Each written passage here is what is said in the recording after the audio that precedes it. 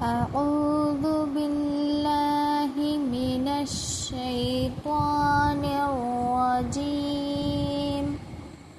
بسم الله الرحمن الرحيم۔ کل ہم نے سورہ بقرہ کی آیت نمبر 3 پڑھا تھا معنی اور تفسیر کے ساتھ۔ آج ہم شروع کریں گے آیت نمبر 4۔ سبق کو شروع کرنے سے پہلے آپ سب سے یہ گزارش ہے کہ جو لوگ بھی میرے اس چینل پر نئے آئے ہیں وہ اس چینل کو سبسکرائب کر لیجئے تاکہ آپ لوگوں کو اس طرح کی اور بھی ویڈیوز دیکھنے کو ملے اور آپ لوگوں کو قرآن سیکھنے اور سمجھنے کا موقع ملے۔ چلیے شروع کرتے ہیں۔ بسم اللہ الرحمن الرحیم۔ والذین یؤمنون بما انزل الیک وما انزل من قبلک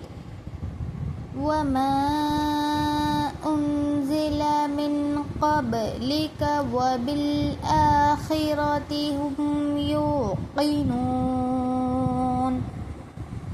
چلیے اس کا ترجمہ پڑھتے ہیں۔ اور جو لوگ ایمان لاتے ہیں اس پر جو آپ کی طرف اتارا گیا اور جو آپ سے پہلے اتارا گیا اور وہ آخرت پر بھی یقین رکھتے ہیں۔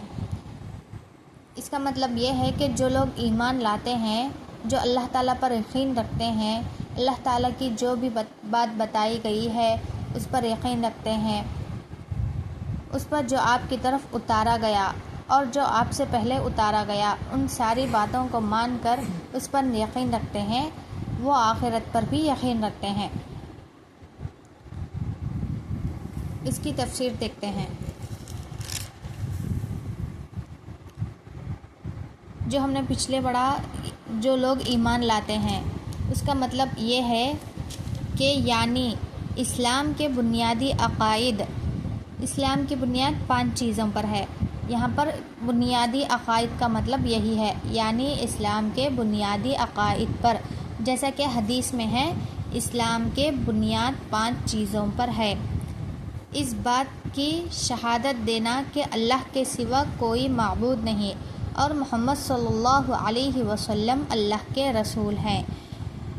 پہلی بات تو یہ، اور دوسری نماز قائم رکھنا، اور تیسری زکوٰۃ ادا کرنا، اور چوتھا حج کرنا، اور 5واں رمضان کے روزے رکھنا۔ یہ اسلام کے 5 بنیادی عقائد ہیں۔